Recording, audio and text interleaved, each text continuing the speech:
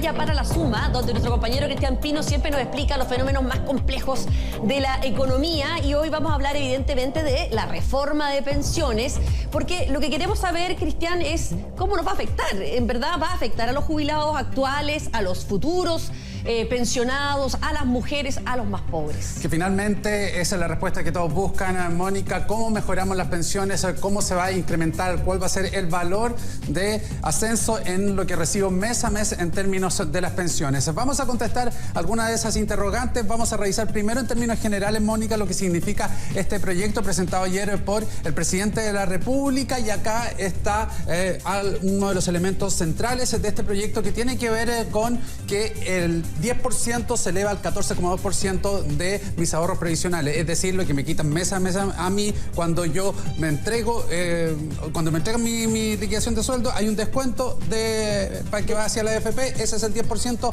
ahora sube un 14,2%. De ese 14,2%, el 4% va a mis ahorros individuales, y ese 0,2% que queda ahí va a un seguro de dependencia, es decir, a contribuir para que las personas que no tengan ni una posibilidad de tener alguna pensión y no puedan ser autovalentes, también se les contribuye a ellos para tener una pensión. Ahora, ese 4,2 que se va a subir, se supone que no va a cargo del sueldo del trabajador. No va a cargo del sueldo del trabajador, es del empleador. No nos deberían bajar lo que recibimos todos los meses como salario. Exactamente, es a cargo del empleador este 4,2%, y esto se va a ir incrementando o se va a ir desarrollando en términos de 0,5 el primer año. Es lo claro que se tiene hasta el momento. El proyecto no ha especificado en cuánto más se va a ir subiendo esta tasa de cotización. Lo que sí es que en un periodo de 8 años se va a llegar a esos niveles. Y ese 4% también tiene características, porque no va a ser administrado,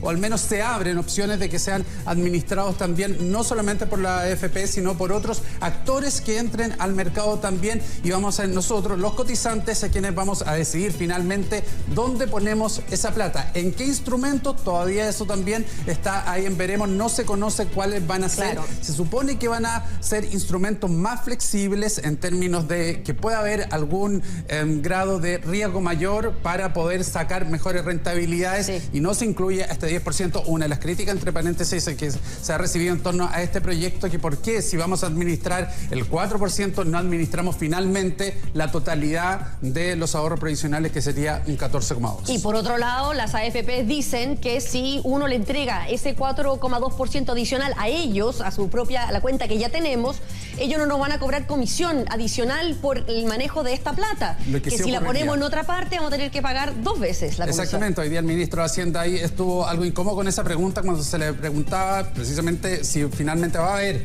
un doble pago por las comisiones, y en un principio dijo que no, pero finalmente, claro, no lo van a hacer gratis. Ya vamos a escuchar, de hecho, esa respuesta en términos de este pago. Y otro de los argumentos también de las AFP es que se va a encarecer el sistema y va a ser mucho más engorroso para el cotizante. Otra de las características, Mónica, de este proyecto que fue presentado ayer es el siguiente: fortalece el pilar solidario, 0,8 del PIB a 1,2. Esto es importante porque estamos hablando de 3.500 millones de dólares. Esto es relevante porque, a juicio de la autoridad, se ha focalizado este proyecto en mejorar las pensiones de los más necesitados que están acá. Recordemos que 2.800.000 personas pensionados más o menos. De ese número total, 1.500.000 reciben el pilar solidario, es decir, la pensión básica solidaria, o también los aportes previsionales. Estos dos elementos que hay dentro del pilar solidario. El pilar solidario, recordemos, es que para gente que nunca ha cotizado y se le entrega una pensión, y otros que han cotizado muy poco, con valores muy pequeños, y se le ayuda por parte del Estado también a tener una mejor pensión. Y ponemos esta lámina para esclarecer que el financiamiento, de acuerdo a lo que ha dicho el presidente de la República, está contemplado dentro de lo que cuesta todo el programa de gobierno del presidente Piñera. No es que ahora, ya una vez aprobado este proyecto, de inmediato se gasten los 3.500 millones de dólares, sino va a ser durante, como esto es progresivo en términos de cómo van a ir aumentando los beneficios. Esto también debería ocurrir con este financiamiento del proyecto de 3.500 millones de dólares. Ahora, todavía falta toda la discusión parlamentaria del proyecto. Falta mucho. Y las críticas de la oposición es que no alcanza la plata de los impuestos, sobre todo porque viene una reforma tributaria que supuestamente en el mejor de los casos va a ser neutra, a financiar esta plata. O sea, hay como un cuestionamiento. Pero hay que ver, y como es a lo largo de todo el periodo presidencial hay que ver también cómo se va a ir incrementando el presupuesto de la nación en los próximos años y no solamente durante, ni siquiera porque se va a discutir. Ellos lo toman como un periodo de discusión todo el año 2018 y que podría ya estar en funcionamiento este proyecto el 2019. Y es importante porque apenas entre en funcionamiento, y lo ha dicho también la autoridad, va a haber un incremento, lo decíamos en el pilar solidario, del 10%. Eso es inmediato. Y ahí sí que el efecto, claro. Hoy día el monto de la pensión solidaria es de 107.000 pesos. Es decir, una vez que se apruebe este proyecto, de inmediato el 10% de aquello va a ir a esas cuentas. Es decir, aproximadamente 11.000 pesos al mes siguiente va a estar en las cuentas, ¿ya? Y con una proyección de crecimiento cercana al 50%, porque ¿qué se va a establecer?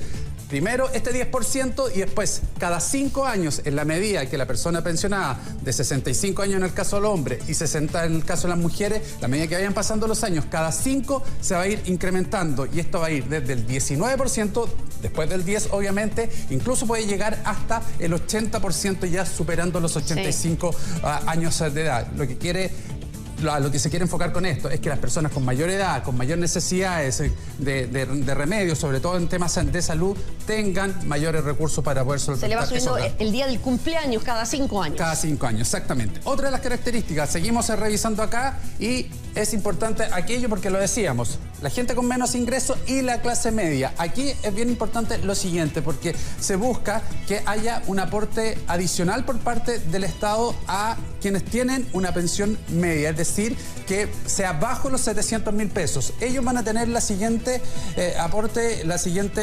beneficio por parte del Estado. En el caso de las mujeres, va quienes tengan 16 años continuos de cotizaciones y en el caso de los hombres, 22 años continuos de cotizaciones. ¿Continuos o totales? Continuos. Se les va a incrementar en 0.15 UF por año.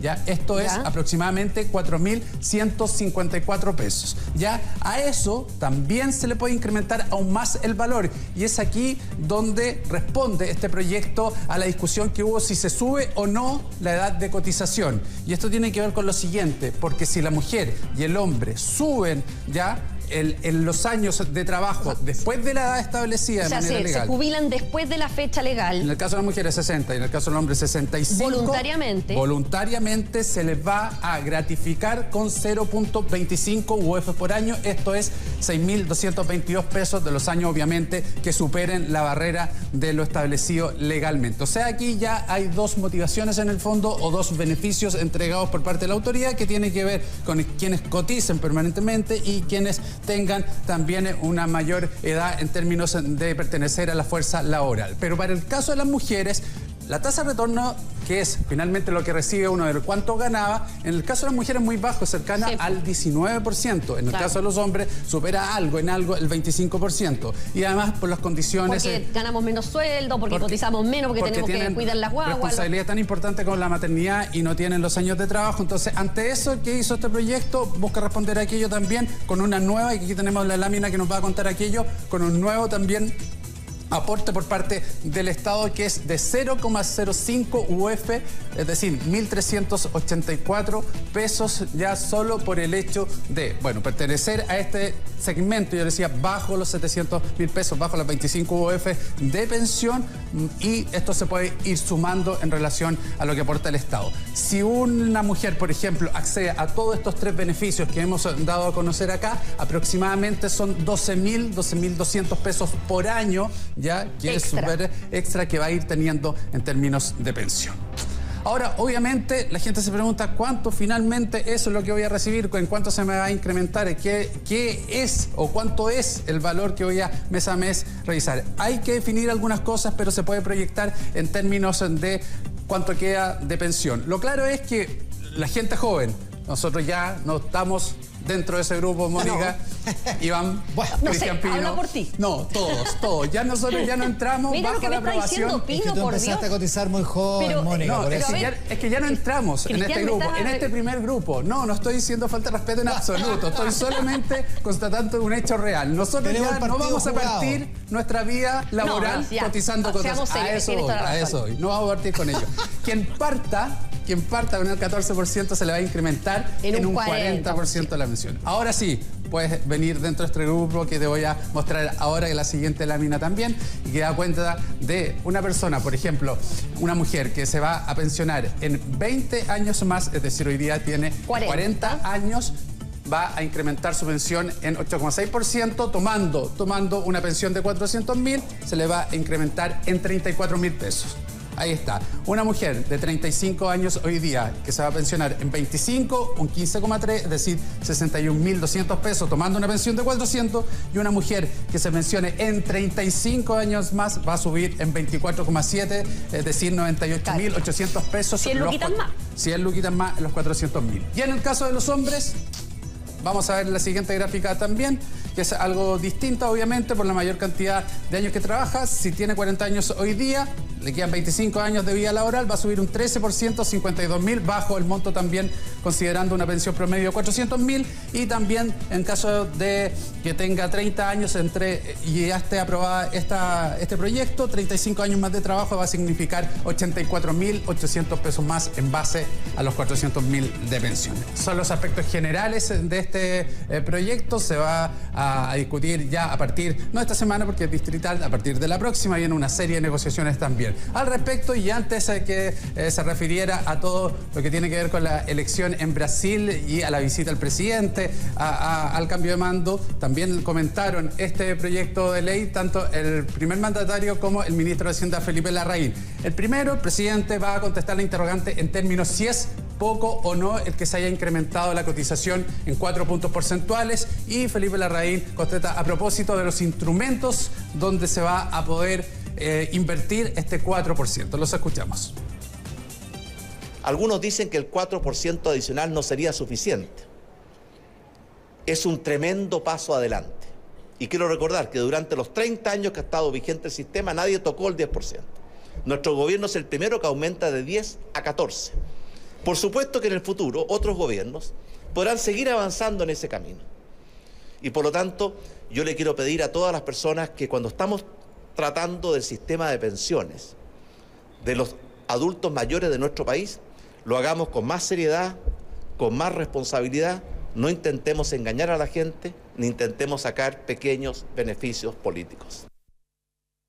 Los otros actores va a ser la Superintendencia de Pensiones, la que va a elaborar a través de un reglamento los mecanismos de inversión, pero va a tener requisitos de inversión más flexibles de los que tiene el 10% actual. ¿Las administradoras que se creen para ese 4% van a cobrar una...? Bueno, yo supongo que no nos van a ser gratis.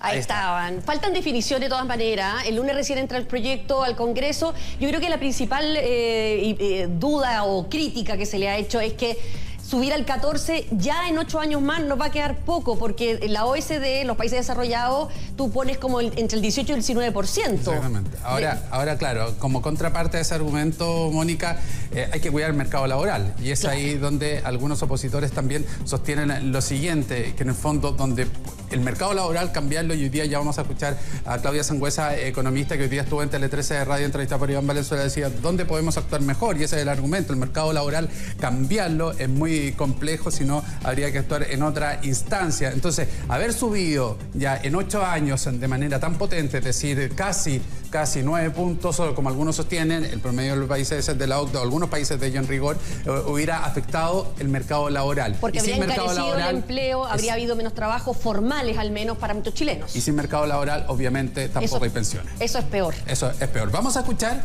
a Andrés Santa Cruz, quien es el presidente de la Asociación de AFP, quien en primera instancia valora el proyecto en términos de que hay una preocupación por quienes tienen menos recursos y también por las mujeres, pero también hace alguna crítica a este documento. Lo escuchamos.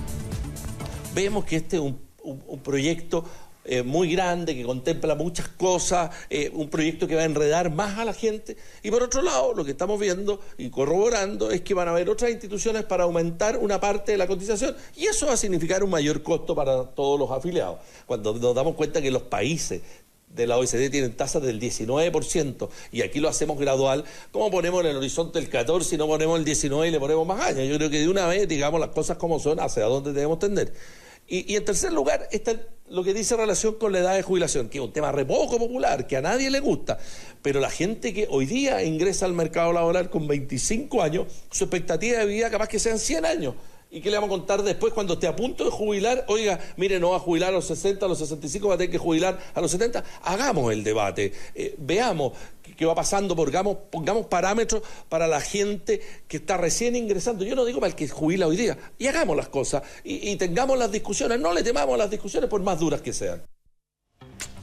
Ante eso también se refirió el presidente Sebastián Piñera diciendo que en 30 años que tiene el sistema no se había tocado en absoluto este 10% y que finalmente, claro, haber apuntado hacia esos niveles que explicitaba ahí Andrés Santa Cruz podría haber afectado, esto lo dice la autoridad, el mercado laboral claramente porque se hubiera tenido que subir casi el doble de lo que se tiene proyectado. Ahí hay dos elementos. Uno, que tenemos que poner más plata en nuestras cuentas, a subir la cotización, pero también trabajar más tiempo porque si no, no alcanzamos porque estamos viviendo cada vez más.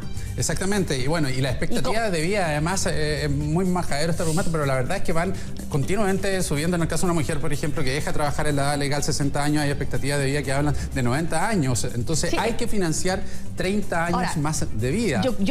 ¿Dónde veo el problema? Es que es probable que una mujer de 50 años esté súper, o sea, está en perfectas condiciones para trabajar. El problema es que el mercado laboral chileno no da mucha pega después de los 50 años. Bueno, es ahí. Ese es uno de los argumentos que explicita también hoy día en entrevista con Tele 13 Radio con Iván, el Claudia Sangüesa, quien también es una economista que ha estado bastante crítica también al sistema y a este proyecto en particular. Parte de eso lo escuchamos. Parece que está como desenfocado, diría yo. Desenfocado. Hay un... Diría yo que hay una... No toca en realidad las AFP hoy día, no toca ni el sistema de capitalización ni a las AFP como instituciones. En vez de tomar el contexto como un dato, claro, y decir voy a trabajar como un sistema de pensiones que pueda asegurar una vida digna para los adultos mayores, condicional en que yo tenga un mercado laboral de este estilo. Ahí está. Muy en línea con lo que tú decías, Mónica, los cambios en el mercado laboral. Es difícil también proyectar cómo se ejecuta, cómo si efectivamente se va a poder esa fuerza de trabajo que supone a lo mejor que muchas más personas sobre la edad actual de jubilación sigan perteneciendo ahí, va a tener acogida. Son interrogantes que se empiezan ya a discutir con mayor profundidad y muy necesaria responder al momento también de que efectivamente este proyecto y los incentivos que se pongan acá tengan resultados finales. A partir de la semana siguiente, entonces, yo le decía, esta distrital, comienzan las discusiones. La idea o la proyección es más bien que durante todo este año ya, queda muy poco tiempo obviamente para que termine, esté la discusión y ya pueda ser aprobado el 2019. Y una cosa que quede bien clara, los actuales pensionados de AFP, nada va a cambiar para ellos. Poco en relación a dependiendo de la edad que tenga y dependiendo de la edad que le falte para ser pensionado. Muy bien, muchas gracias, Cristian.